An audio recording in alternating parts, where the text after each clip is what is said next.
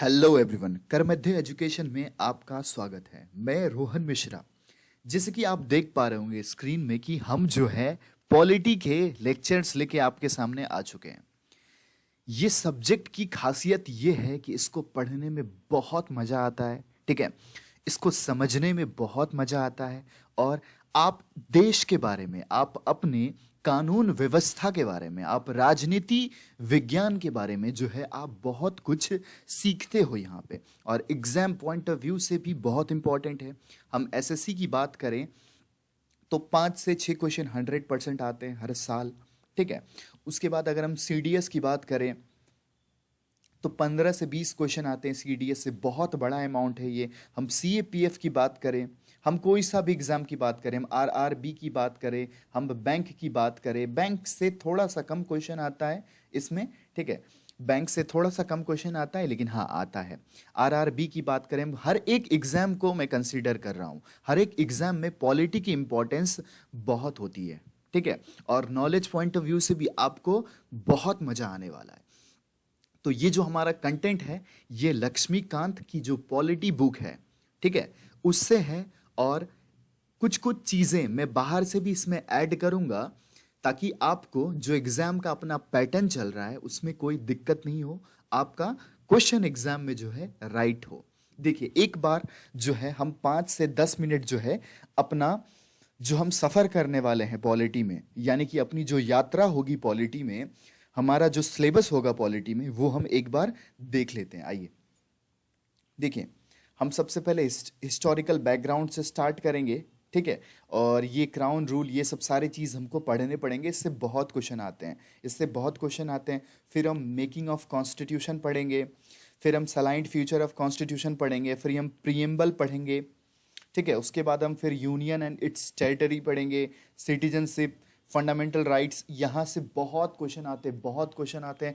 बहुत इंपॉर्टेंट है, आपकी जो हक है, आपको आपकी जो हक है, एग्जाम पॉइंट ऑफ व्यू से तो बहुत क्वेश्चन आता है, लेकिन अगर आपने यहाँ पे नॉलेज पॉइंट ऑफ व्यू से भी पढ़ा तो आप बहुत कुछ सीख पाओगे। आप जो है, आपकी जो कॉन्फिडेंस बढ़ेगी, आपकी जो एक कॉन्फिडेंस लेवल बढ़ेगी, ये बुक पढ़ के, ये सब्जेक्ट पढ़ के आप बहुत बहुत बेहतरीन तरीके से आप जानोगे कि हाँ, कोर्ट को कैसे अप्रोच किया जाता है, मेरा राइट्स क्या है, मेरा राइट्स कहाँ पे दब गया है, कहाँ पे मुझे प्रॉपर राइट्स नहीं मिला है, क्या चीज़ इलीगल है, क्या चीज़ इलीगल है, क्या चीज़ इलीगल नहीं है। आप बहुत बेहतरीन तरीके से जो है, यानी यूं समझ लो, कि ये सब्जेक्ट ऐसा सब्जेक्ट है, ये सब्जेक्ट ऐसा सब्जेक्ट है जो आपको बहुत ही कॉन्फिडेंस फील करा सकता है। लाइफ टाइम की बात कर रहा हूं मैं, ठीक है। लाइफ टाइम की बात कर रहा हूं। लाइफ टाइम आपके पास जो नॉलेज रहेगा, वो अपने देश का जो नॉलेज रहेगा वो बहुत ही बेहतरीन रहेगा। आप बहुत कुछ सिखा सकते हो लोगों को, तो ठीक है। तो आपको बहुत अच्छे से पढ़ना है इस सब्जेक्ट को, बहुत मन से पढ़ना है आपको इस सब्जेक्ट को। एग्जाम में बहुत इजी क्वेश्चन आते हैं। मैं बिल्कुल आपको एग्जाम पैटर्न की भी बात करूंगा, आप उसके लिए बिल्कुल निश्चिंत रहें, ठीक है। ये सारे क्या है, अपने मौलिक अधिकार है, हमको क्या क्या राइट्स मिला हुआ है संविधानिक तौर पे, ठीक है। देखिए, उसके बाद हम directive principle and state policy पढ़ने वाले हैं। उसके बाद हम अपनी ड्यूटी पढ़ने वाले हैं, हमारी क्या ड्यूटी है देश के प्रति, हमारा क्या कर्तव्य है देश के प्रति, ठीक है। और डायरेक्टिव प्रिंसिपल्स भी क्या है, एक फंडामेंटल राइट के जैसा ही है, लेकिन ये अप्रोचेबल नहीं है। फंडामेंटल राइट्स अप्रोचेबल है। अभी जिसको समझ आया बहुत अच्छी बात है, जिसको नहीं आया कोई दिक्कत नहीं है, ठीक है। बेसिकली आप क्या पढ़ रहे हो, आप अपने कानून व्यवस्था को पढ़ रहे हो। कानून व्यवस्था मतलब आप अपने कॉन्स्टिट्यूशन को समझने के लिए जा रहे हो, आप कानून समझने के लिए जा रहे हो। तो सोचो, अगर आपको कानून की नॉलेज है तो आप क्या क्या कर सकते हो लाइफ में, आप क्या क्या कर सकते हो। कोई आप पे उंगली नहीं उठा सकता, आपको सब कुछ पता है देश में क्या कैसा चलता है, क्या राइट है क्या राइट नहीं है मेरा। समझ पा रहे हो, आपके साथ कभी नाइंसाफी नहीं होगा, आपके साथ कभी नाइंसाफी नहीं होगा। ये ऐसा सब्जेक्ट है, ठीक है। बस इसको एग्जाम पॉइंट ऑफ व्यू के लिए मत पढ़ना। एग्जाम पॉइंट ऑफ व्यू के लिए तो एग्जाम तो क्लियर हो जाएगा आपका, बहुत अच्छे से हो जाएगा, ठीक है। नॉलेज पॉइंट ऑफ व्यू के लिए भी पढ़ना इसको बहुत इंपॉर्टेंट सब्जेक्ट है। उसके बाद आइए अमेंडमेंट ऑफ कॉन्स्टिट्यूशन, कॉन्स्टिट्यूशन में क्या संशोधन हुआ, basic structure of constitution, parliamentary system, हमारा जो सिस्टम है पार्लियामेंट का, पार्लियामेंट्री सिस्टम है, एक प्रेसिडेंशियल सिस्टम होता है जो यूएस में है, ठीक है, हम पढ़ेंगे, बहुत डिटेल में पढ़ेंगे। उसके बाद फेडरल स्ट्रक्चर, अपना स्टेट और सेंट्रल के बीच में क्या है, फेडरल रिलेशन है, ठीक है, फेडरल रिलेशन है, हम अलग नहीं हैं, हम सब एक ही हैं, ठीक है, एक ही हैं। उसके बाद state centre relation, inter state relation, emergency provision, ठीक है, इंदिरा गांधी के टाइम पे सबसे पहली बार इमरजेंसी लगा था। उसके बाद हम प्रेसिडेंट के बारे में पढ़ने वाले, बैंक के एग्जाम में यहां से क्वेश्चन आते हैं, बैंक के एग्जाम में प्रेसिडेंट वगैरह से एक क्वेश्चन आते हैं, ठीक है। उसके बाद हम वाइस प्रेसिडेंट पढ़ने वाले हैं, उसके बाद हम अपने प्राइम मिनिस्टर को पढ़ने वाले हैं, उसके बाद जो है हम सेंट्रल स्टेट मिनिस्टर पढ़ने वाले हैं, हम कैबिनेट मिनिस्टर पढ़ने वाले हैं, ठीक है। उसके बाद हम पार्लियामेंट्री सिस्टम, ये बहुत ही जो है ये चैप्टर में आपको बहुत कुछ ये चीज से आपको ये पता चल जाएगा कि कोई भी लॉ कैसे बनता है, कोई लॉ कैसे पास होता है। अगर मुझे सरकार के बारे में कुछ जानना है, आरटीआई लगाना है, आपके पास एक राइट है जिसको राइट टू इन्फॉर्मेशन बोलते हैं। आप किसी भी चीज़ की, किसी भी सरकारी संस्थान की आप इन्फॉर्मेशन जान सकते हो। ये सब चीज़ आप यहीं पे सीखोगे। आप अपने राइट के बारे में बहुत कुछ सीखोगे। देश में कैसे कोई लॉ लाया जाता है, कैसे कोई लॉ को खारिज किया जाता है, रद्द किया जाता है, आप बहुत कुछ यहाँ पे सीखने वाले हो। पार्लियामेंट्री कमेटी, ठीक है, बहुत सारे मेंबर मिलकर कमेटी बनते हैं, आप जानते हैं ये बात। उसके बाद पार्लियामेंट्री फोरम्स, सुप्रीम कोर्ट, बहुत इंपॉर्टेंट चैप्टर सुप्रीम कोर्ट, बहुत क्वेश्चन आते हैं यहां से। आप अपने गवर्नर के बारे में जानने वाले हो, ठीक है, जो नॉमिनल हेड होता है। उसके बाद आप चीफ मिनिस्टर के बारे में जानने वाले हो, आप स्टेट काउंसिल ऑफ मिनिस्टर के बारे में जानने वाले हो। उसके बाद आप जो है स्टेट लेजिस्लेटिव के बारे में जानने वाले हो, हाई कोर्ट, सब ऑर्डिनेट कोर्ट, ठीक है। ये चीज जो है, ये चीज अब हट चुका है। Special status of Jammu and Kashmir जो है ये आर्टिकल 370 में हट चुका है। इसके बदले बाकी सब स्टेट्स को भी स्पेशल दर्जा दिया गया है, जैसे त्रिपुर, मणिपुर, मेघालय, ये सब स्टेट को स्पेशल दर्जा दिया गया है। ये भी चीज हम पढ़ने वाले हैं। अब देखिए, आप ये मत समझिए कि स्पेशल राइट्स जो है सिर्फ जेएनके को दिया गया था, बाकी सब जगह पे भी स्पेशल राइट्स है। आपको जान के हैरानी होगी कि आसाम को स्पेशल राइट्स दिया गया है, त्रिपुरा को स्पेशल राइट्स दिया गया है, ठीक है। बहुत सारे शेड्यूल्ड एरिया है जिसको स्पेशल राइट्स दिया गया है, स्पेशल प्रावधान दिया गया है, ठीक है। हम बहुत डिटेल में इसको पढ़ने वाले हैं। उसके बाद देखिए, उसके बाद ये सब सारे स्टेट्स के देखिए, ये सब सारे स्टेट्स के हम क्या कर रहे हैं, ये सब सारे स्टेट्स के हम स्पेशल प्रोविजन पढ़ेंगे, पंचायती राज पढ़ेंगे, म्यूनिसिपैलिटीज पढ़ेंगे और यूनियन टेरिटरीज के बारे में पढ़ेंगे। जो अपना दिल्ली है, दिल्ली को क्या स्पेशल राइट्स है, ठीक है। उसके बाद अंडमान निकोबार, पुडुचेरी, ये सब के बारे में हम पढ़ेंगे। उसके बाद शेड्यूल एरिया और इलेक्शन कमीशन। अब देखिए थोड़ा सा सिलेबस में डिफरेंस होता है। अगर आप यूपीएससी यानी सीएससी की प्रिपरेशन कर रहे हो, तो आपको थोड़ा सा बहुत ज्यादा डेप्थ पढ़ना पड़ता है, क्योंकि आपको वहां पे आंसर राइटिंग करनी होती है, ठीक है। आपको वहां पे आंसर राइटिंग करनी होती है। लेकिन हाँ, अगर आप एसएससी के लिए पढ़ रहे हो तो बहुत ज्यादा डेप्थ की जरूरत नहीं है। एग्जाम का एक पैटर्न चलता है, मैं आपको क्वेश्चन दिखा दूंगा नेक्स्ट लेक्चर में कि कैसे कैसे क्वेश्चन बनता है। और मैं कोशिश ये करूंगा, जैसे कि मैंने एक चैप्टर पढ़ाया आपको, जैसे आज मैं सबसे पहले हिस्टोरिकल बैकग्राउंड पढ़ाने वाला हूं आपको। आप ध्यान देना इस बात पे, हिस्टोरिकल बैकग्राउंड में आपको जो है पढ़ाने वाला हूं आज। तो मैं क्या करूंगा कि हिस्टोरिकल बैकग्राउंड से एसएससी में जो क्वेश्चन आए हैं पहले, सीडीएस में जो क्वेश्चन आए हैं पहले, ठीक है, और बाकी जितने भी एग्जाम है, आरआरबी की हो गया, कोई सा भी एग्जाम हो गया, जो अपना 8-10 एग्जाम है इंपॉर्टेंट वगैरह, जो भी एग्जाम है, मैं क्या करूंगा, सीएपीएफ में जो क्वेश्चन आया हुआ है, एसएससी की सीएचएसएल में जो क्वेश्चन आया हुआ है, सीजीएल में जो क्वेश्चन आया हुआ है, ये सारे मैं आपके डिस्कस कर दूंगा। तो आपको आइडिया लग जाएगा कि हाँ, आपको आइडिया एक लग जाएगा कि कैसा स्टैंडर्ड रहता है क्वेश्चन का, ठीक है। और यही यही चीज जो है सबसे इंपॉर्टेंट चीज होती है। मैंने आपको बताया है, मैंने आपको एक लॉ बताया था 18-20 प्रिंसिपल।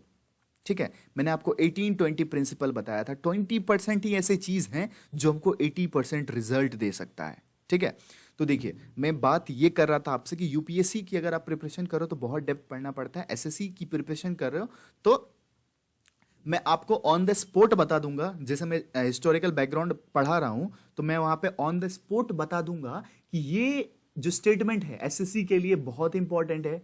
ये स्टेटमेंट जो है अगर आप फर्दर किसी बड़े एग्जाम की प्रिपरेशन कर रहे हो यूपीएससी की तो उसके लिए इंपॉर्टेंट है। तो आपको अपना दिमाग को अवेयर करके रखना है कि हाँ सर ने बोला कि ये एसएससी के लिए इंपॉर्टेंट है, सर ने बोला कि ये सीडीएस के लिए इंपॉर्टेंट है, तो उसको तुरंत नोट बना लेना है और एक नया कॉपी बनाना है। ऐसा नहीं कि हम किसी भी कॉपी में जो है नोटबुक में जो है लिख रहे हैं, नहीं, आपको एक फेयर पॉलिटी की कॉपी बना लेना है और वहां पे आपको सारे नोट्स बनाने हैं। समझ पा रहे हो आप?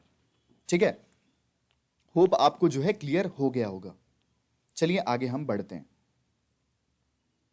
अब देखिए, ये देखो, ये आपके लिए बहुत ही मीम जो है ये बहुत ही ट्रेंडिंग में था कि जो आप लक्ष्मीकांत पढ़ने से पहले ऐसा होता है और लक्ष्मीकांत पढ़ने के बाद आपके पास इतना नॉलेज हो जाता है कि आप ऐसे हो जाते हो। ठीक है, चलिए आइए फिर हम शुरू कर लेते हैं अपना पहला चैप्टर जो है अपना हिस्टोरिकल बैकग्राउंड। देखिए, ब्रिटिश जो है ये ब्रिटिश लोग जो थे, ये ब्रिटिश लोग जो थे ये अपने आप को ये माना करते थे। ध्यान से पहले पूरा एक स्टोरी समझना, फिर आप जो है मैं आपको बताऊंगा कि क्या इसमें याद रखना है, क्या याद नहीं रखना है, क्या आपको नोट बनाना है। पहले एक बार ध्यान से समझो चीजों को। देखो, ब्रिटिश लोग जो थे ये 16th सेंचुरी में जो है इंडिया आए थे। ठीक है, क्या करने? ट्रेड करने आए थे, ट्रेड करने आए थे। और बताता हूं, देखिए ब्रिटिश लोगों का एक अपना मानना था, एक बिलीफ था कि वो लोग श्वेत श्वेत लोग हैं। श्वेत लोग मतलब वाइट पीपल है।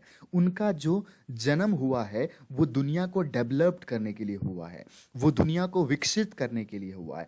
उनका मानना ऐसा है कि हम इतने एडवांस हो चुके हैं कि हम अपनी जो कला है, जो हमारे पास स्किल्स है, ये हम दूसरे देश को डेवलप करने में लगाएंगे। देखिए, ये टॉपिक बेसिकली हिस्टोरिकल बैकग्राउंड क्या कहता है, ये चीख चीख के खुद ही बता रहा है कि मैं हिस्ट्री का टॉपिक हूं। क्या बता रहा है? ये बता रहा है मैं हिस्ट्री की टॉपिक हूं। इसके बारे में विशेष जानकारी आपको मॉडर्न हिस्ट्री के लेक्चर में मेरे द्वारा ही मिलेगा। ठीक है, मॉडर्न हिस्ट्री के लेक्चर में आपको मेरे द्वारा ही मिलेगा। लेकिन पॉलिटी के पॉइंट ऑफ व्यू से आप समझना इस चीज को कि ब्रिटिश लोग जो थे ये माना करते थे कि वो लोग श्वेत लोग हैं, वो लोग का जन्म हुआ है दुनिया का कल्याण करने के लिए। ठीक है, तो अब हिस्ट्री का जो है दो पहलू है, हिस्ट्री का दो पहलू है। समझना क्या, आप यूरोपियन हिस्ट्री में अगर जाओगे, यूरोपियन हिस्ट्री में अगर जाओगे तो वो लोग ये बात करते हैं, वो लोग ये बात करते हैं कि हमने सारे देश को जीना सिखाया, हमने सारे देश को डेमोक्रेसी के बारे में सिखाया, हमने सारे देश को जो है लेवल स्टैंडर्ड बढ़ाया। यानी आप अगर उनकी हिस्ट्री पढ़ोगे तो आप उनके इन्फ्लुएंस हो जाओगे उनकी बातों से कि हाँ बात तो सही है, बात तो सही है। कैसे? देखो, आज जो आप ट्रेन चलते हुए देख रहे हो ये ब्रिटिश का दिया हुआ है। आज जो आप मुंबई का जो छत्रपति महाराजी शिवाजी टर्मिनल देख रहे हो ये भी ब्रिटिश का बनाया हुआ। बड़ी बड़ी इमारत, कलकत्ता स्टेशन जो आप देखते हो, हावड़ा स्टेशन, ये भी ब्रिटिश का बनाया हुआ है। मतलब आज भी अगर हम बात करें, जो ये आप हावड़ा ब्रिज देखते हो ये भी ब्रिटिश का बनाया हुआ। आपको ये बात पता होगा कि जो कलकत्ता जो शहर था, ठीक है, कलकत्ता जो शहर था ये एक टाइम पे एशिया का लंदन कहा जाता था। इसको एशिया का लंदन बनाने वाला कौन था? ये था यूरोपियन लोग, ये थे यूरोपियन लोग। तो देखिए, हम लोग क्या बोलते हैं कि हमको अंग्रेज ने लूटा है, हम बोलते हैं हमको अंग्रेज ने लूटा है। तो एक आप खुद से एक बार सवाल कीजिए, अगर अंग्रेज ने लूटा होता तो क्या हम एशिया का लंदन कहलाते? उस समय की बात कर रहा हूं मैं। 17th 18th सेंचुरी में कलकत्ता शहर को एशिया का लंदन कहा जाता था। यानी लंदन कहा जाता था, मतलब अगर वो लोग का पर्पस हम लोग को लूटना होता तो क्या वो इतना डेवलप करते हमको? ऑब्वियस सी बात नहीं करते। तो देखिए, हिस्ट्री में क्या है, कॉन्ट्राडिक्शन रहता है। हिस्ट्री में क्या है, थोड़ा सा परसेप्शन रहता है लोगों का। अगर हम बात करें, इंडियन हिस्ट्री हमको ये कहती है, इंडियन हिस्ट्री हमको ये सिखाती है कि हमको अंग्रेज ने लूटा है। ठीक है, हाँ, कुछ कुछ जगह पे लूटा भी है हमको, बहुत अच्छी बात है, लूटा भी है। लेकिन आज जो आप ये हाई कोर्ट देख रहे हो, आज जो आप ये इंडिया एक डेमोक्रेटिक कंट्री है, यहाँ पे लोकतंत्र है, आज जो आप ये देख रहे हो, ये भी तो ब्रिटिश का ही दिया हुआ है ना। अगर ब्रिटिशर्स नहीं होते तो आज भी कोई राजा राज कर रहा होता, आज भी कोई मुगल एम्पायर इंडिया में राज कर रहा होता ना। तो सबको एकत्रित करके जोड़ के ब्रिटिश ने कुछ ना कुछ तो अच्छा ही किया इंडिया के लिए। तो ये परसेप्शन की बात है, ये परसेप्शन की बात है। हमको लूटा भी है, ऐसा नहीं है कि हमको नहीं लूटा है, हमको लूटा भी है। लेकिन आज आप अगर अपने चारों तरफ देखोगे, आज आप अगर अपना चारों तरफ देखोगे, आप रेलवेज देख रहे हो, आप बड़ी बड़ी इमारत देखो, वो भी ब्रिटिश ने ही बनाया है। तो इसका मतलब ये सीखने को मिलता है हमको कि हिस्ट्री के दो पहलू हैं। इंडिया में जो डेवलपमेंट हुआ है, यानी इंडियन हिस्ट्री की दो पहलू है, एक है ब्रिटिशर्स हिस्ट्री, एक है इंडियन हिस्ट्री। ठीक है, ये हमको नहीं पढ़ना है, ये अगर आप पढ़ोगे तो आप यूरोपियन की तरफ इन्फ्लुएंस हो जाओगे। आप ये समझोगे कि हाँ, ब्रिटिश ने जो किया था वो अच्छा किया था। ठीक है, लेकिन नहीं, जो हमारा कंटेंट कहता है, हमारा कंटेंट ये कहता है कि ब्रिटिशर्स ने कुछ गलत भी किया है और थोड़ा बहुत सही भी किया है। ठीक है, तो आइए अपना कंटेंट की तरफ देखिए। क्वीन एलिजाबेथ जो क्या था, उस टाइम की रानी थी। अभी भी क्वीन एलिजाबेथ ही है, ठीक है, लेकिन उसका नाम चेंज होते रहता है। Queen Elizabeth 2, queen Elizabeth 3। ठीक है, तो ब्रिटिशर्स लोग आए थे 1600 जो है शताब्दी में। ठीक है, ट्रेड करने के लिए कि हम बिजनेस करना चाहते हैं, आपके यहाँ पे मसाला जो है बहुत अच्छा है, हम आपसे ट्रेड करना चाहते हैं। ऐसा ब्रिटिशर्स लोग जो है आए इंडिया। ठीक है, उसके बाद क्या हुआ, उसके बाद धीरे धीरे ब्रिटिशर्स को ऐसा लगा कि अब जो है हमको यहाँ पे हुकूमत चलाना चाहिए, अब जो है हमको यहाँ पे राज चलाना चाहिए। पहले तो वो लोग एक कंपनी के लीडर हुआ करते थे, वो लोग सिर्फ ईस्ट इंडिया कंपनी, उनका नाम क्या था, उन्होंने कंपनी का नाम रखा ईस्ट इंडिया कंपनी।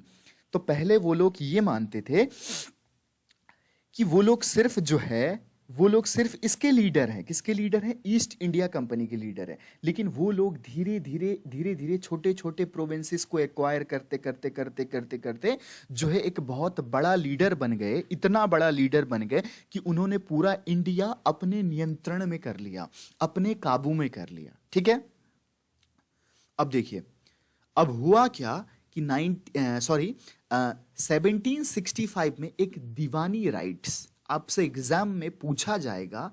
अब देखिए, मैंने बोला यहां पे आपसे एग्जाम में पूछा जाएगा, एग्जाम में आपसे ये पूछा जाएगा कि दीवानी राइट्स जो है ये किस चीज का राइट था। ये रेवेन्यू का राइट था और ये सिविल जस्टिस का राइट था। किसको दिया गया? दूसरा सवाल आपसे बनेगा, किसको दिया गया? ये बंगाल को दिया गया, ये बिहार को दिया गया, ये उड़ीसा को दिया गया। दो सवाल यहां से बन गए, नोट कर लेना। ठीक है, नोट कर। अब सुनना, दीवानी राइट्स क्या होता है। दीवानी राइट्स ये होता है कि रेवेन्यू की बात करें हम, रेवेन्यू मतलब क्या होता है, आप कितने जनरेट करते हो, इनकम कितने जनरेट करते हो। सिविल राइट्स मतलब क्या होता है, आपके पास क्या अधिकार होना चाहिए। ठीक है, क्या अधिकार होना चाहिए। तो 1765 में ये राइट जो है, ये बंगाल का, बिहार का और उड़ीसा का, ये दो राइट जो है किसने ले लिया? अंग्रेज ने ले लिया। ठीक है, अब देखिए, इसके बारे में एक और चीज है, इंपॉर्टेंट है, जस्ट अ सेकेंड, ये देखिए।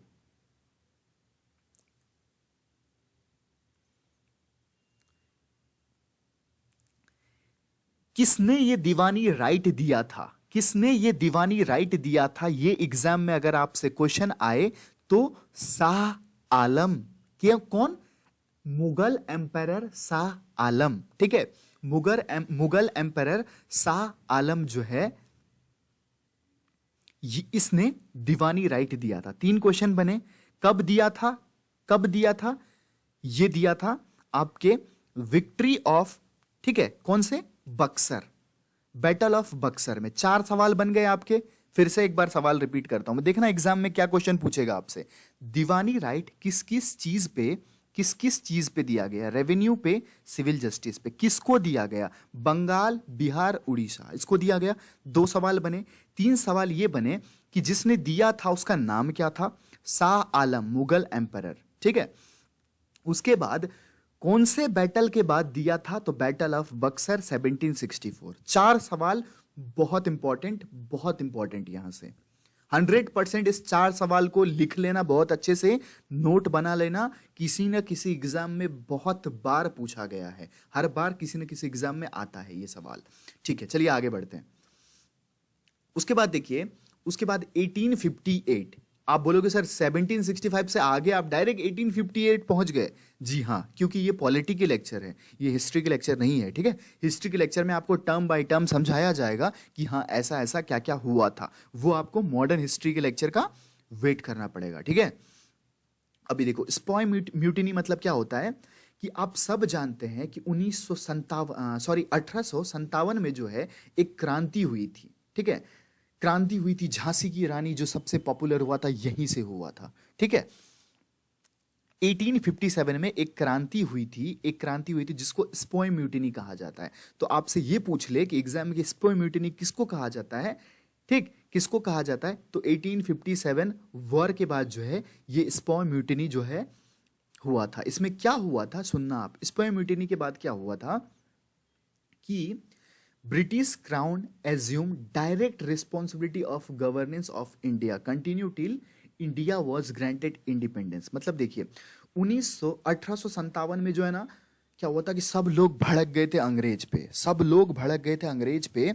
तो फिर अंग्रेज के जो रिप्रेजेंटेटिव थे, यानी अंग्रेज के जो शासक थे यूके में यानी लंदन में, उसने कहा कि अब मैं अपना पूरा रिस्पॉन्सिबिलिटी लेती हूं।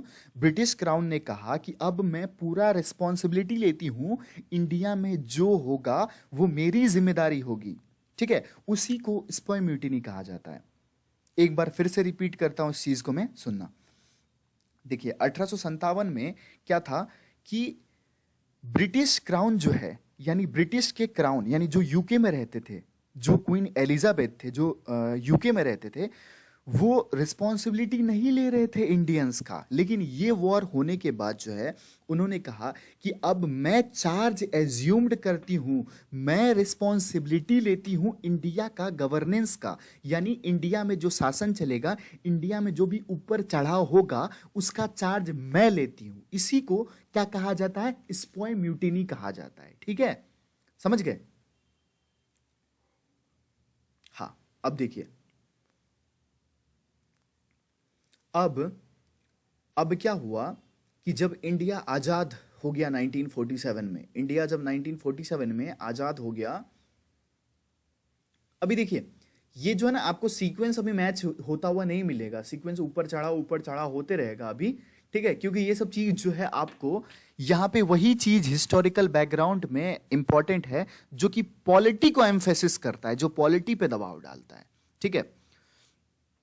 तो कॉन्स्टिट्यूशन की नीड कब हुई थी? ये हुई थी कॉन्स्टिट्यूशन की नीड 1934 में जो है कॉन्स्टिट्यूशन की नीड हुई। ऐसा बोला किसने? एम.एन. रॉय के द्वारा, ठीक है।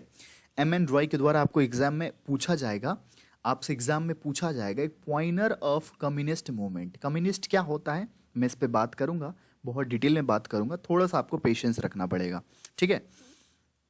अब देखिए, आप जानते हैं कि अपना जो कॉन्स्टिट्यूशन असेंबली कब फॉर्म हुआ था? ये 9 दिसंबर को फॉर्म हुआ था। 9 दिसंबर को फॉर्म हुआ था, 9 दिसंबर को फॉर्म हुआ था, और 26 जनवरी को जो है हमने अपना संविधान लागू कर दिया था। हम जानते हैं ये बात, है ना, ठीक है। तो ये स्लाइड से जो आपको क्या क्या याद रखना है आप समझ गए हैं, ठीक है। अब आगे बढ़ते हैं। देखिए, अब ये बुक में नहीं दिया हुआ है, ये बुक में नहीं दिया हुआ है, ये आपके लिए एक्स्ट्रा है, ठीक है, ये आपके लिए एक्स्ट्रा है कर मध्य एकेडमी के द्वारा। देखिए ये एक्स्ट्रा ये है, ब्रिटिश ने जिस पे रूल्ड किया उसको उस सारे देशों को क्या कहा जाता है? कॉमनवेल्थ कहा जाता है। ठीक है, कॉमनवेल्थ कहा जाता है। इसमें अभी कॉमनवेल्थ में 54 कंट्रीज हैं। 54 कंट्रीज हैं। कौन से कंट्रीज हैं? तो ये जो भी कंट्रीज आपको दिख रहा है, ठीक है, जो भी कंट्रीज आपको दिख रहा है, ये सब क्या है? ये है आपका नॉर्थ अमेरिका, साउथ अमेरिका, ठीक है, अफ्रीका, एशिया, ऑस्ट्रेलिया, ठीक है, यूरोप,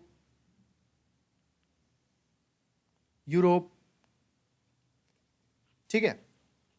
देखो, तो ये सारे आप जो ये आप ब्लू कलर के देख रहे हो, ये सारे देश जो है ब्रिटिश ने हुकूमत किया था। समझ पा रहे हो आप? ब्रिटिश ने हुकूमत किया था इन सारे देशों पर। तो जिन भी देश पे ब्रिटिश ने हुकूमत किया था उसको क्या कहा जाता है? उसको कॉमनवेल्थ कंट्री कहा जाता है। ठीक है, कॉमनवेल्थ कंट्री कहा जाता है। आपको याद रखना है। ठीक है, आपके लिए एक होमवर्क देता हूं मैं, कि क्या इंडिया जो है ये कॉमनवेल्थ कंट्री है? क्या इंडिया कॉमनवेल्थ कंट्री है? आपके लिए एक बहुत ही सिंपल सा जो है, कॉमनवेल्थ में अभी ज्वाइंट है या नहीं है? ठीक है, चलिए आगे बढ़ते हैं। ये सारे देश जो ब्लू कलर में दिख रहे हैं, ये आपके लिए ये सारे देश का नाम याद रखना इंपॉर्टेंट नहीं है। आपके लिए इंपॉर्टेंट है कि चलिए जो है कॉमनवेल्थ कंट्री मतलब क्या होता है, जो रूल्ड होता है किसके द्वारा जो रूल्ड है, जो ब्रिटिश एम्पायर के द्वारा रूल्ड है, उसको क्या कहा जाता है? उसको कॉमनवेल्थ कंट्री कहा जाता है। ये इंपॉर्टेंट है। कितने कंट्री है अभी कॉमनवेल्थ में? तो 54 कंट्री है।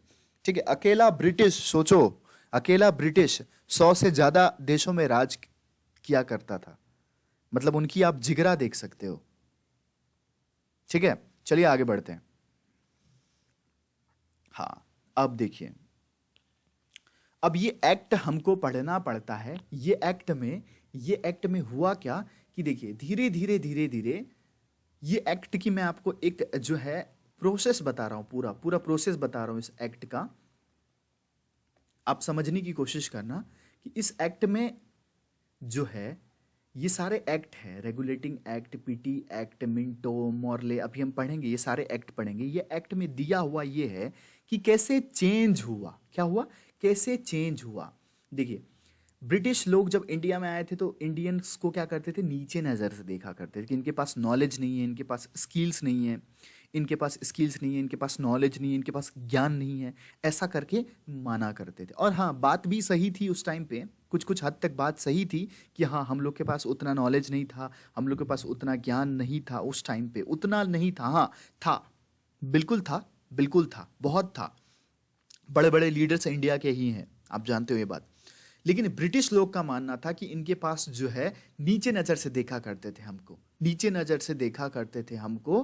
कौन? ब्रिटिश लोग। तो ये पूरी कहानी है कि कैसे हमको नीचे नज़र से देखते हम ऊपर उठे ब्रिटिशर्स के सामने, और हमने अपना देश को बोला कि तुम जाओ, अब तुम्हारी बारी आ गई है। ये पूरा आपको वही पढ़ना है। ठीक है, एक बार क्विक फिर से बताता हूं, समझना इस चीज को। ये देखिए, ये सब चीज जो है ना, कड़ियां जोड़नी पड़ती है। हम अभी क्या पढ़ेंगे? हम ये पढ़ेंगे कि इंडिया में जो ब्रिटिशर्स आए थे, अब वो ब्रिटिशर्स लोग क्या करते थे कि इंडियन को भाव नहीं देते थे, इंडियन को राइट्स नहीं देते थे। ठीक है, इंडियन को महत्व नहीं देते थे, प्रताड़ित करते थे। ठीक है, तो ये पूरी उसकी जर्नी होगी कि हमने कैसे इंडिपेंडेंस लिया, एक्ट के माध्यम से। क्या? एक्ट के माध्यम से। चलिए, इसी के क्रम में अपना पहला एक्ट है रेगुलेटिंग एक्ट 1773। देखिए, रेगुलेटिंग एक्ट में क्या क्या हुआ वो जानते हैं। देखिए, the first step was taken by British parliament to control regulate the affairs of East India company in India. पहला जो स्टेप ब्रिटिश गवर्नमेंट ने वो किया था, वो ईस्ट इंडिया कंपनी को रेगुलेट करने के लिए किया था, हम जानते हैं ये बात। अब इस एक्ट में हुआ क्या क्या जो अपने एग्जाम पॉइंट ऑफ व्यू से इंपॉर्टेंट है वो देखते हैं। देखिए, इस एक्ट में गवर्नर ऑफ बंगाल को जनरल गवर्नर ऑफ बंगाल बना दिया गया। आपसे एग्जाम में सवाल बनेगा कि बताइए कौन से एक्ट के थ्रू गवर्नर ऑफ बंगाल को गवर्नर जनरल ऑफ बंगाल बनाया गया। जो कौन थे? जो थे Warren Hasting, become the first governor general of Bengal. जैसे कि मैं आपको एक चीज बता दूं, मैं यहां पे रव कर लेता हूं। देखिए, एक चीज बता दूं,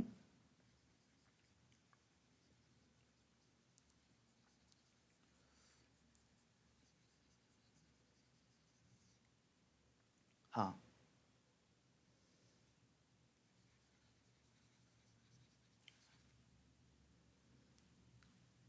देखिए, इंडिया में तीन जो है, ये अपना इंडिया है। इंडिया में जो तीन सबसे इंपॉर्टेंट प्रोविंस हुआ करते थे, प्रोविंस मतलब क्या? राजा। प्रोविंस मतलब क्या? राजा। एक एरिया है वहां के राजा को प्रोविंस कहा जाता है, ठीक है। तो तीन प्रोविंस था। एक था यहाँ पे मराठा का प्रोविंस, एक था यहाँ पे बंगाल प्रोविंस, ठीक है, और एक था यहाँ पे मद्रास प्रोविंस। ये तीन जो प्रोविंस था, ये बहुत ही इंपॉर्टेंट प्रोविंस था। बंगाल प्रोविंस में ही उड़ीसा और ये अपने सारे आते थे, उड़ीसा, बिहार, ये सब सारे बंगाल प्रोविंस में आते थे। मद्रास प्रोविंस में ये पूरे आते थे, और ये वाला एरिया में ये पूरे आते थे, ठीक है। महाराष्ट्र वाले में ये पूरा आते थे। ये तीन चीज क्लियर है आपको? ये तीन प्रोविंस बहुत इंपॉर्टेंट प्रोविंस हुआ करते थे।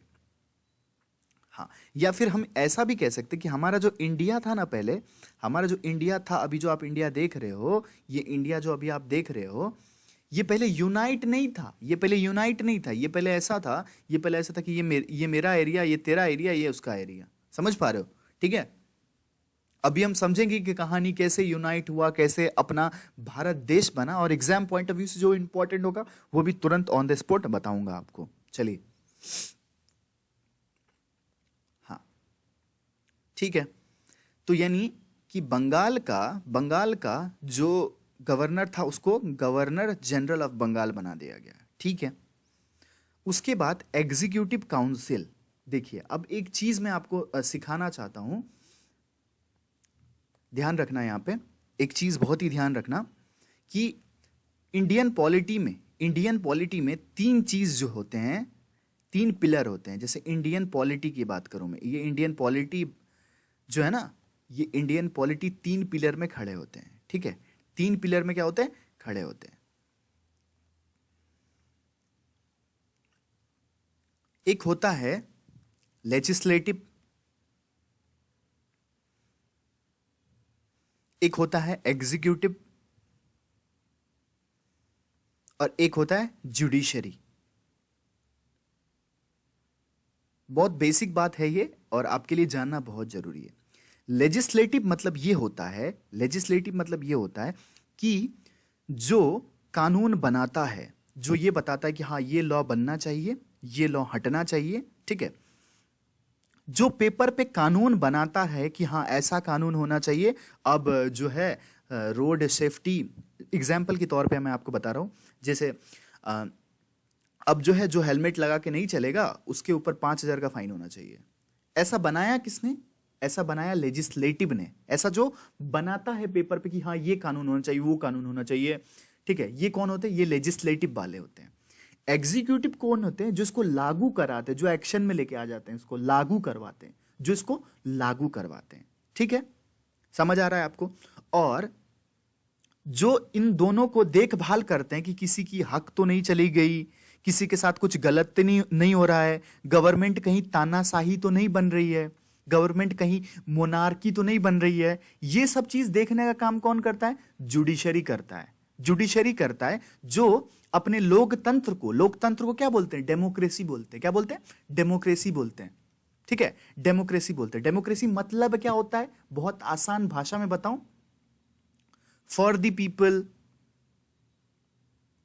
जनता के लिए, ऑफ द पीपल, जनता के लिए, ठीक है, बाय द पीपल, जनता के द्वारा। जो हमारा जो लीडर होता है, हमारा जो लीडर होता है वो जनता के द्वारा ही चुना हुआ होता है, जनता के द्वारा ही बनाया गया होता है, ठीक है। तो इसको डेमोक्रेसी बोलते हैं कि हमारे पास खुद का राइट है कि हम किसको चुने। समझ पा रहे हो आप? तो मैंने आपको इसलिए अब ये चीज क्लियर किया ये टर्म, क्योंकि बार बार लेजिस्लेटिव वर्ड आएगा, बार बार एग्जीक्यूटिव वर्ड आएगा, ये दो बहुत बार ये वर्ड आएंगे। तो आपको पता तो होना चाहिए कि लेजिस्लेटिव क्या होता है, एग्जीक्यूटिव क्या होता है, ठीक है। जो कानून बनाता है वो लेजिस्लेटिव, जो कानून को लागू करवाता है वो एग्जीक्यूटिव। और इंडिया में ये दोनों सेम है। अभी हम आगे पढ़ेंगे ये बारे में। इंडिया में जो कानून बनाते हैं वो कानून लगाते हैं, ये दोनों के बीच में हार्मनी है, फ्रेंडशिप है, ठीक है। लेकिन यूएस में ऐसा नहीं है, यूएस में कानून बनाने वाले अलग हैं, लागू करने वाले अलग हैं, ठीक है। तो ये सब चीज हम आगे पढ़ेंगे, बहुत ही मजा आने वाला है आपको, बहुत कुछ अच्छा जानने वाले हो, बहुत कुछ सीखने वाले हो, ठीक है। चलिए आगे बढ़ते हैं।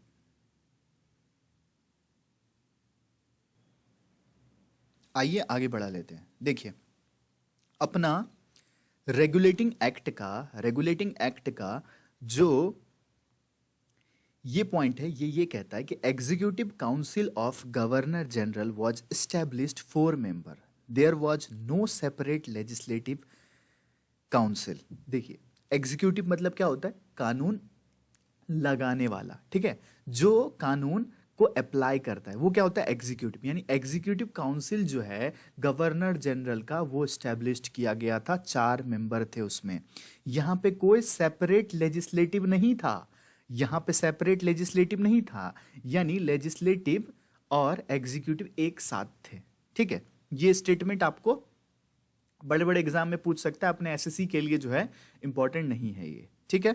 अपने लिए एसएससी के लिए क्या इंपॉर्टेंट बोला? यहां पे जो भी बताया मैंने, ये सब एसएससी और सीडीएस और जो भी कॉम्पिटिटिव एग्जाम है, इससे यहां से सवाल बनते हैं, आपको याद रखना है, ठीक है।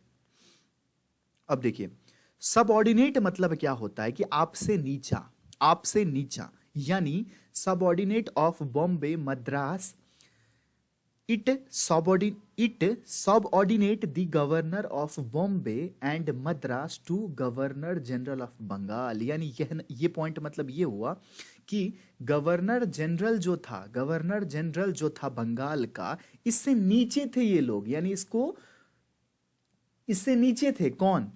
बॉम्बे के और मद्रास के गवर्नर। सबऑर्डिनेट मतलब क्या होता है? आपसे नीचे, यानी आपकी बात उसको मानना पड़ेगा, वाध्य है, ठीक है, वाध्य है, मानना ही पड़ेगा, इसी को सबऑर्डिनेट कहता है। लेकिन ये सबसे ऊपर थे, ये पॉइंट का कहने का मतलब ये। आपसे एग्जाम में यहां से बहुत इंपॉर्टेंट सवाल बनेगा कि सुप्रीम कोर्ट जो बना था, कौन बना था?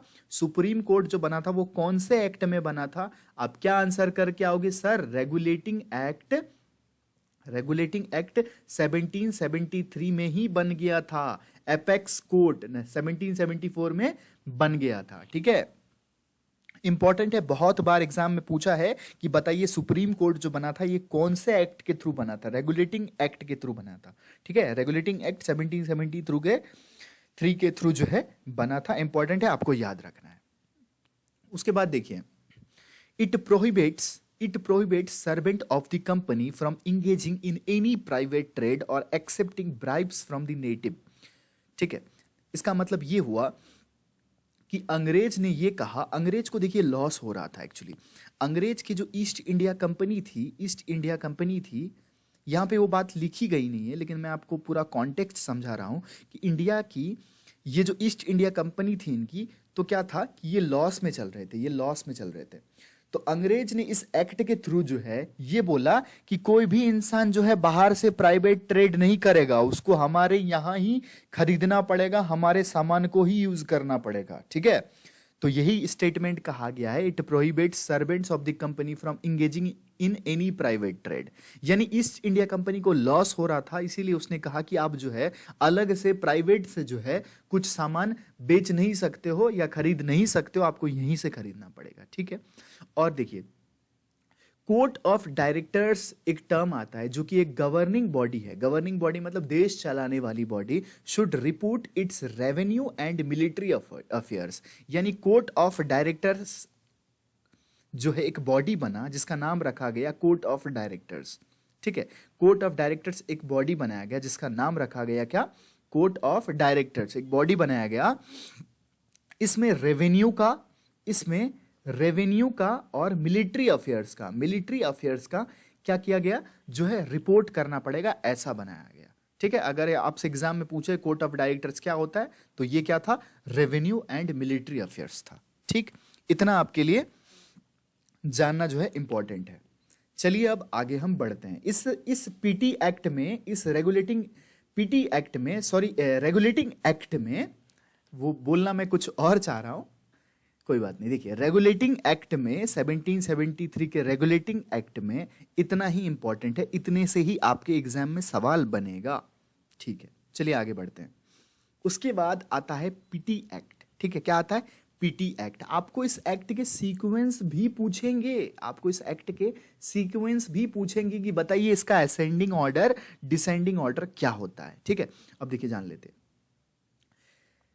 रेगुलेटिंग एक्ट 1773 में जो कुछ दिक्कतें थी, जो गलती थी, उसको 1771 में जो है सुधारा गया, संशोधन के थ्रू। एमेंडमेंट मतलब क्या होता है, सुधार करना कॉन्स्टिट्यूशन में, यानी अपने कॉन्स्टिट्यूशन में सुधार करना। इसी को एक्ट ऑफ सेटलमेंट कहा जाता है। क्या, अगर आपसे पूछे PT act is also known as, तो आप क्या टिक करके आओगे, एक्ट ऑफ सेटलमेंट। क्या, एक्ट ऑफ सेटलमेंट। ठीक है, चलिए इंपॉर्टेंट है। अब देखिए, ये एक्ट ने क्या किया, कमर्शियल और पॉलिटिकल फंक्शन जो है ये अलग कर दिया कंपनी का। ठीक है, अलग कर दिया, इसका मतलब ये हुआ, कमर्शियल मतलब क्या होता है कि आपकी देश की जो इकोनॉमी है इसको अलग कर दिया, और पॉलिटिकल मतलब क्या होता है, पॉलिटिकल मतलब आपकी देश में क्या सरकार बनने वाला है, कौन चीफ मिनिस्टर बनने वाला है, कौन क्या बनने वाला है, ये पॉलिटिकल पर्पस हो गया। ठीक है, ये दोनों को अलग कर दिया। उसके बाद court of directors for commercial function रखा गया। ये जो कोर्ट ऑफ डायरेक्टर है, इसको बोला गया कि तू जो है कमर्शियल फंक्शन देख। कमर्शियल फंक्शन मतलब देश को कैसे आगे लेके चलना है, कैसे ट्रेड करना है, कैसे जो है इकोनॉमी बढ़ानी है, ये सब फंक्शन किसको दे दिया गया, कोर्ट ऑफ डायरेक्टर्स को दे दिया गया। अभी जो हमने पढ़ा ये कोर्ट ऑफ डायरेक्टर्स, इसको दे दिया गया। और एक और बॉडी बनाई गई जिसको बोर्ड ऑफ कंट्रोल बोला गया। क्या बोला गया, जिसको बोर्ड ऑफ कंट्रोल बोला गया, इसको पॉलिटिकल अफेयर्स दे दिया गया। ठीक है, और इस्टेब्लिशमेंट हो गया ड्यूल गवर्नमेंट का। अगर आपसे पूछ दे कि ड्यूल गवर्नमेंट का एस्टेब्लिश कौन से एक्ट से हुआ था, तो आप क्या टिक करके आओगे, आप यहां से सवाल बनेगा, आपका यहां से सवाल बनेगा कि ड्यूल गवर्नमेंट, एसएससी, सीडीएस, सारे एग्जाम के लिए यहां से सवाल बनेगा कि जो डबल गवर्नमेंट था ये कहां से, कौन से एक्ट से हुआ था, तो ये पीटी एक्ट 1784 से हुआ था। और उसके बाद ये जो ड्यूल गवर्नमेंट था, इसमें कौन सी बॉडी थी, ये भी सवाल बनेगा, court of directors and board of controls. ठीक है, याद रखना है। उसके बाद reduce the strength of governor general council to 3, यानी गवर्नर जनरल का जो काउंसिल था, देखो अब काउंसिल मतलब क्या होता है सर, काउंसिल मतलब होता है 4-5 मेंबर्स मिल जाते हैं जहां पे, उसको काउंसिल कहा जाता है। ठीक है, हाँ, ये अपने लिए इंपॉर्टेंट नहीं है इतना कुछ खास। Place the Indian affairs under the direct control of British government. ठीक है, direct control of British government मतलब ये हुआ कि इंडिया की जो अफेयर्स है, यानी इंडिया कौन से देश के साथ जो है, उस टाइम की इंडिया की बात कर रहा हूं मैं, कौन से टाइम की इंडिया की बात, 1784 में जो इंडिया कौन से देश के साथ कैसा रिलेशन मेंटेन करेगा, कौन से देश के साथ ट्रेड करेगा, ये सब डायरेक्ट कंट्रोल कहां था, ये सब डायरेक्ट कंट्रोल ब्रिटिश गवर्नमेंट के पास था। डायरेक्ट कंट्रोल था ब्रिटिश गवर्नमेंट के पास, वो जो डिसीजन लेगा वही होगा। ठीक है, होप आपको समझ आ गया होगा। द कंपनीज टेरिटरी, अब जो है धीरे धीरे क्या हुआ, धीरे धीरे ब्रिटिश की जो अधिकार है वो बढ़ने लग गया। ब्रिटिश की जो डिमांड है, मतलब ब्रिटिश की जो शान है वो बढ़ने लग गया। उसको पजेशन बोलते हैं। पजेशन मतलब क्या बोलते हैं, अधिकार। ब्रिटिश की जो अधिकार है वो बढ़ने लग गया। और governor councils were established in Madras and Bombay, यानी मद्रास और बॉम्बे में भी, जैसे ये अपना क्या है, मद्रास है, सॉरी, ये मद्रास है और ये बॉम्बे है, ठीक है, बॉम्बे मद्रास। यहां पर भी जो है गवर्नर के काउंसिल्स बनाया गया। ये अपने लिए एग्जाम पॉइंट ऑफ व्यू से इतना इंपॉर्टेंट नहीं है। हमको इस सारे इससे क्या याद रखना है, हमको दो चीज याद रखना है कि हमको दो चीज याद रखना है इंपॉर्टेंट, कि 1784 में एक्ट ऑफ सेटलमेंट हुआ, ठीक है। उसके बाद जो है कमर्शियल और पॉलिटिकल फंक्शंस को सबसे पहली बार अलग किया गया, ठीक है, डिस्टिंग्विश। ये सवाल भी बनेगा आपसे, कमर्शियल एंड पॉलिटिकल फंक्शन को जो है अलग किया गया। उसके बाद ये सवाल बनेगा आपको कि डबल गवर्नमेंट क्या है, कौन सी बॉडी है, ठीक है। उसके बाद सवाल बनेगा आपसे, हाँ, ये दो इंपॉर्टेंट है आपके लिए, बहुत इंपॉर्टेंट है। तो आपके मन में सवाल उठेगा कि सर बाकी सब सारी चीज क्यों पढ़ा रहे हो, सिर्फ यही दो चीज आप पढ़ा देते। देखो ऐसा है कि यही दो चीज पढ़ाऊंगा मैं आपको, तो आपको मतलब जो है फिर समझ नहीं आएगी चीजें कि हाँ क्या चल रहा है क्या नहीं चल रहा है, ठीक है। तो ये सब चीज भी पढ़ना जरूरी है, लेकिन हाँ अगर आप मेंस राइटिंग वाइटिंग करते हो तो आपको ये आपके लिए इंपॉर्टेंट है। मैंने आपको ये चीज जो है पक्का पकाया दे दिया, एग्जाम में 100% आएगा। और सीक्वेंस याद रखना है, पहले रेगुलेटिंग एक्ट आया 1773, उसके बाद पीटी एक्ट आया, ये सब चीज नाम याद रखना है, ठीक है, ये इंपॉर्टेंट है। चलिए अब आगे बढ़ते हैं। या फिर ऐसा एक ऐसा क्वेश्चन भी बन सकता है आपसे, यहाँ पे एक ऐसा क्वेश्चन भी बन सकता है कि ब्रिटिश की पोजीशन जो है, अधिकार जो है, सबसे पहली बार कौन से एक्ट के थ्रू बना था, तो प्रीटी एक्ट के थ्रू बना था, ठीक है। इसको भी आप याद रख लेना, ठीक है। चलिए अब हम आगे बढ़ते हैं। अब आता है चार्टर एक्ट। अब देखो तीन सीक्वेंस याद रखना है आपको, कौन सा, एक रेगुलेटिंग वाला, एक पीटी वाला और चार्टर वाला, ठीक है। ये तीनों सीक्वेंस याद रखना है, पूछा जाएगा आपसे एग्जाम में, बहुत बार पूछा गया है। अब देखिए चार्टर एक्ट 1833 में, चार्टर एक्ट 1833 में क्या हुआ कि देखिए पहले तो ये एक्ट आ क्यों रहा है, ये सवाल भी आपके दिमाग में आ रहा होगा। देखिए ये एक्ट इसलिए आ रहा है कि आप जानते हैं कि कुछ ना कुछ बदलाव होते हैं, कुछ ना कुछ बदलाव होता है। जैसे मोदी गवर्नमेंट आया, उससे पहले कांग्रेस गवर्नमेंट था, उससे पहले भी बीजेपी गवर्नमेंट थी अटल बिहारी वाजपेयी के टाइम पे। तो कुछ ना कुछ चेंजेस होते रहते हैं। जैसे हमने इलाहाबाद को प्रयागराज कर दिया, इसको ये कर दिया, ऐसे ही चलते रहते हैं, ठीक है। तो इसी के लिए इंपॉर्टेंट जो हमको पढ़ना पड़ता है। अब देखिए गवर्नर जनरल ऑफ बंगाल को गवर्नर जनरल ऑफ इंडिया बना दिया गया, सोचो, ठीक है। तो देखो गवर्नर जनरल ऑफ बंगाल को गवर्नर जनरल ऑफ इंडिया बना दिया गया। आपसे पूछा जाएगा कौन से एक्ट के थ्रू बनाया भैया, तो आप क्या टिक करके आओगे, चार्टर एक्ट 1833, ठीक है। First governor general of India was Lord William Bentinck, ठीक है, इंपॉर्टेंट है। पहला गवर्नर जनरल ऑफ इंडिया कौन बने थे, लॉर्ड विलियम बेंटिक बने थे। This was the final steps towards centralization in British India. आप सेंट्रलाइजेशन मतलब क्या समझते हैं, आप सेंट्रलाइजेशन मतलब क्या समझते हैं, देखिए अब मैं आपको समझाने की कोशिश करता हूं कि सेंट्रलाइजेशन क्या होता है। जैसे मान लो कि हम लोग जो है कॉलेज टाइम पे हॉस्टल में रहा करते थे, हम लोग हॉस्टल में रहा करते थे। वहां पे हॉस्टल में लगभग 50-60 जो हमारे दोस्त जो है, 50-60 नहीं, 50-60 तो कमरे हुआ करते थे और हर कमरे में 3 दोस्त हुआ करते थे। मतलब यूं समझ लो हमारे 150-200 दोस्त जो है एक साथ रहते थे। तो हम कभी 2 महीने, 3 महीने, 1.5 महीने, 1 महीने पे क्या करते थे, सेंट्रलाइज्ड पार्टी करते थे। सेंट्रलाइज्ड पार्टी मतलब सबको इन्वॉल्व करके पार्टी करते थे। पार्टी इन द सेंस कभी हमने नॉनवेज बना लिया, कभी हमने पनीर बना लिया, कभी हम लोग सब साथ बैठ के जो है खाना खा लिया, सब होटल चले गए, ठीक है। तो ये क्या है, हमने अगर सबको इंक्लूड कर दिया तो ये क्या हो गया, सेंट्रलाइज्ड हो गया, ठीक है, सेंट्रलाइज्ड हो गया। इसी को कहा जाता है कि अगर आपने सबको इंक्लूड कर दिया, सबको मिला के चलने लग गए आप, सबको साथ लेके चलने लग गए आप, तो सेंट्रलाइज्ड कहा जाता है। तो पहला सेंट्रलाइजेशन अगर आपसे एग्जाम में पूछे कब हुआ था, तो ये चार्टर एक्ट के थ्रू हुआ था, ठीक है। Beginning of central legislator for India as the act also took away legislative power of Bombay and Madras। अब देखिए जब सेंट्रलाइज्ड कर दिया गया तो बॉम्बे का अपना जो ये बॉम्बे है, यहाँ पे जो बॉम्बे है और यहाँ पे जो मद्रास है, इनका भी लेजिस्लेचर था। मतलब इनका कानून अलग बनता था। जैसे कि हमने आपको बताया था कि यहाँ पे राजा हुआ करते थे, इनका कानून अलग बनता था, मद्रास का कानून अलग बनता था। तो सबको जोड़ दिया गया, सबको एक साथ कर दिया गया, यही हुआ सेंट्रलाइज्ड, ठीक है। तो इनका पावर जो क्या हो गया, कम हो गया। इनका पावर टुक अवे हो गया, मतलब कम हो गया। इनका पावर को खत्म कर दिया गया कि बेटा अब हो गया तुम्हारा काम, जाओ। अब कौन करेगा, अब गवर्नर जनरल ऑफ इंडिया करेगा, जो भी करेगा, तुम्हारा जाओ, काम हो गया, समझ रहे हो? हाँ, होप आपको क्लियर हो गया होगा। The act ended the activities of East India Company as a commercial body. Now it became a purely administrative body. अब जो ईस्ट इंडिया कंपनी बिजनेस के नाम पे हमारे यहाँ पे आए थे, धीरे धीरे बिजनेस करते करते उन्होंने क्या किया, हमारे जो है बिजनेस में लीडरशिप दिखाते दिखाते उन्होंने जगह पे भी लीडरशिप दिखाना शुरू कर दिया। अब जो है उन्होंने क्लियरली डिक्लेयर कर दिया कि देखो, अब हम ईस्ट इंडिया कंपनी नहीं है, यहाँ हम एक कमर्शियल बॉडी नहीं है, अब हम पूरा आपकी एडमिनिस्ट्रेटिव बॉडी है। एडमिनिस्ट्रेटिव बॉडी मतलब हम आपके देश को चलाने वाली बॉडी है।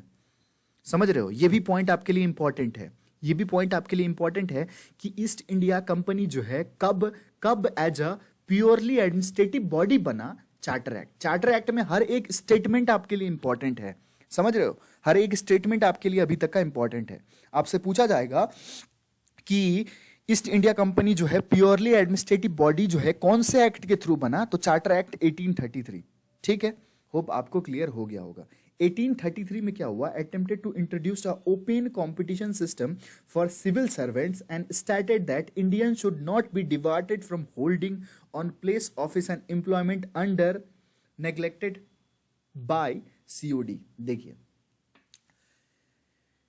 1833 में क्या हुआ, 1833 में क्या हुआ कि कंपटीशन सिस्टम, यानी आज जो आप ये सिविल सर्वेंट्स देख रहे हो ना, ये जो सिविल सर्वेंट्स देख रहे हो, ये इंट्रोड्यूस करने की बात की गई और ये कहा गया कि इंडियन को भी जो है इसमें दाखिला, यानी इंडियन भी ये एग्जाम दे सकते हैं, सिविल सर्वेंट बन सकते हैं। एडमिनिस्ट्रेटिव आज जो ये आईएएस बनते हैं, आईपीएस बनते हैं, ये सब क्या है? आईएएस क्या है? एडमिनिस्ट्रेटिव बॉडी है, एडमिनिस्ट्रेशन चलाती है। और आईपीएस क्या है? पुलिस की जो पद होती है, जिसको एसपी बोलते हैं, सुप्रिंटेंडेंट ऑफ पुलिस, वो है। अब जानते हो ये सब बात, है ना? तो उस टाइम पे जो कंपटीशन सिस्टम जो लाया गया था, उसमें ये कहा गया कि इंडियन भी भाग ले सकता है, लेकिन ये नेग्लेक्ट कर दिया किसके द्वारा? सीओडी मतलब कौन? सीओडी मतलब कौन? अब भी पढ़ा हमने। सीओडी मतलब कोर्ट ऑफ डायरेक्टर्स। ठीक है, क्या? Court of directors. इसने इसको नेग्लेक्ट कर दिया कि नहीं, हम इंडियन को एम्प्लॉयमेंट नहीं देंगे, इंडियन जो है इतने वो नहीं है, इंडियन जो है वो इतने क्षमता नहीं है उनको, इतने वो काबिल नहीं है कि वो इस पोस्ट को संभाल पाएंगे। ठीक है, ऐसा उन्होंने बोला। चलो अब आगे बढ़ते हैं, ये एक्ट हमारे लिए कंप्लीट हो गया। अब जो है फिर चार्टर्ड एक्ट क्या आया? 1853 आया, 33 के बाद आया। इसमें क्या इंपॉर्टेंट काम हुआ, ये सब देखिए आप। इसमें बहुत इंपॉर्टेंट काम हुआ है, ये देखिए। इसमें हुआ कि legislative and executive function of governor general were separated, यानी कानून बनाने वाला काम और कानून को लागू करने वाला काम को अलग कर दिया गया। बस इतनी सी बात है। उसके बाद 6 मेंबर जो है ये नया लाया गया, जिसमें से 4 मेंबर जो था ये प्रोविजनल गवर्नमेंट से था, यानी मद्रास का था, बॉम्बे का था, आगरा का था, बंगाल का था। मतलब सेंट्रल लेजिस्लेटिव में, यानी कानून बनाने वाली जगह में जो है इन्होंने 4 लोगों को बुलाया, 4 लोगों को जो है रिप्रेजेंटेशन दिया, 4 लोगों को बोला कि नहीं, अब आप भी जो है इस बॉडी के हिस्सा हो। ऐसा किसको किसको कहा? मद्रास को कहा, बॉम्बे को कहा, बंगाल को कहा, आगरा को कहा। देख लो मैप में, मैप।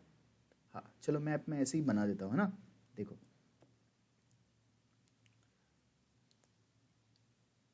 ये थोड़ा सा जो इधर हो गया।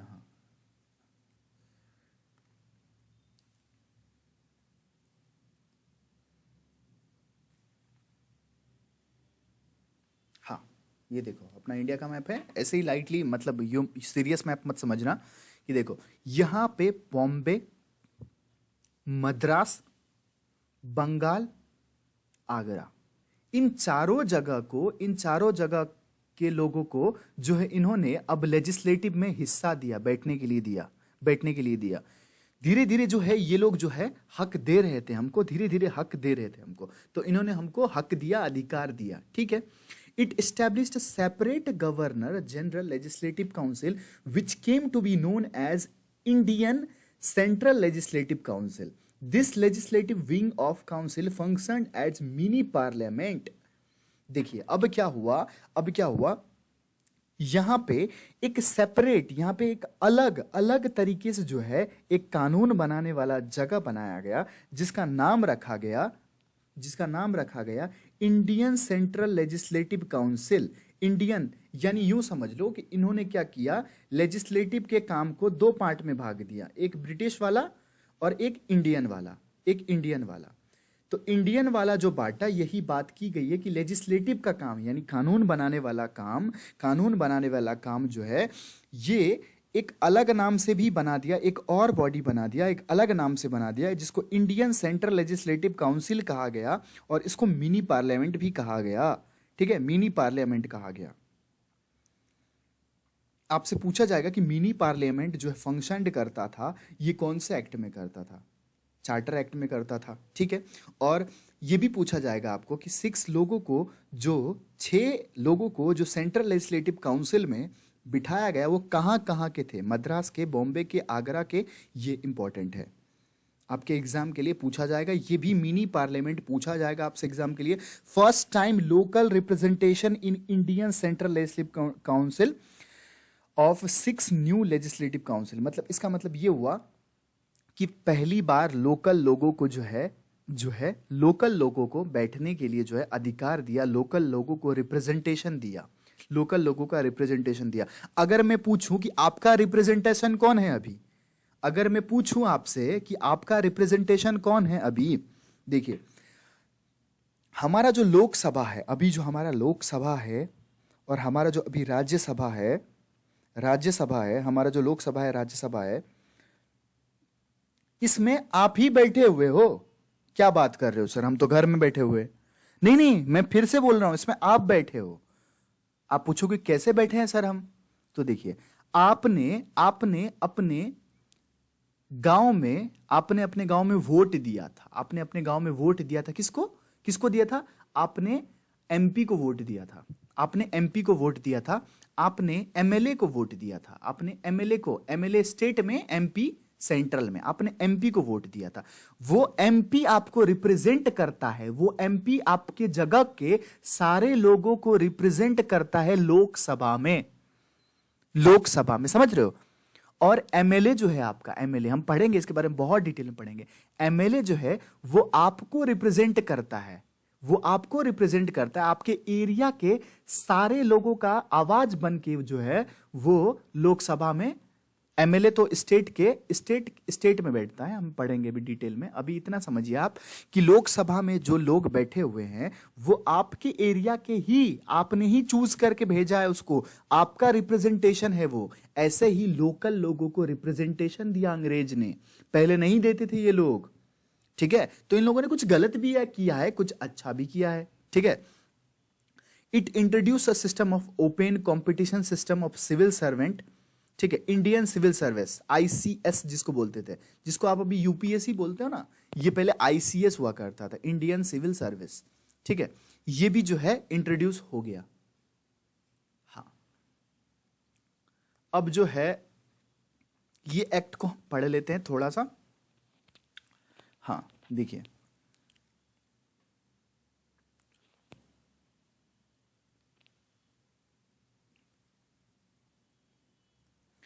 समय की पाबंदी की वजह से जो है हमको थोड़ा सा टाइम लगेगा इसमें, ये थोड़ा सा लंबा है, तो हम इसको नेक्स्ट क्लास में डिस्कस कर लेंगे। आपको ये लेक्चर नेक्स्ट क्लास में मिलेगा, मुझे तो कंटिन्यू शूट करना है, लेकिन आपको ये लेक्चर जो है नेक्स्ट लेक्चर में मिलेगा। और जो भी मैंने पढ़ाया है जो उसको आपको नोट बना लेना है साफ साफ, और आपको याद रखना है एग्जाम पॉइंट ऑफ व्यू से। और आपको इस सेशन में बहुत मजा आएगा, बहुत मजा आएगा, ये मैं आपको गारंटी देता हूं, आपको बहुत मजा आएगा। ठीक है, आपको ये सिलेबस लिखने की जरूरत नहीं है। हाँ, ये जो सिलेबस मैंने आपको पढ़ाया है, इसको आपको लिखने की जरूरत नहीं है, ये आपका सिलेबस है, आप इसका स्क्रीनशॉट लेके जो है वो आप रख लेना। स्क्रीनशॉट आपके लिए इनफ है इसके लिए। ठीक है, और उसके बाद अगर कोई आपको डाउट हो तो आप मुझे कांटेक्ट कर सकते हो। ठीक है, आप क्लास में या फिर कहीं भी आप जो है कांटेक्ट मुझसे कर सकते हो, आपको अगर कोई डाउट हो। होप जो है आपको, और एक चीज देखिए,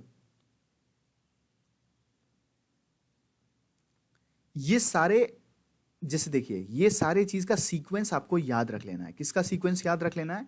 ये जो है आपका यहां से शुरू होता है, कहां से? ये देखिए, ये आपका यहां से शुरू होता है रेगुलेटिंग एक्ट, ठीक है। उसके बाद क्या आया? उसके बाद आया पीटीज एक्ट, ठीक है। उसके बाद आया आपका चार्टर्ड एक्ट, ठीक है।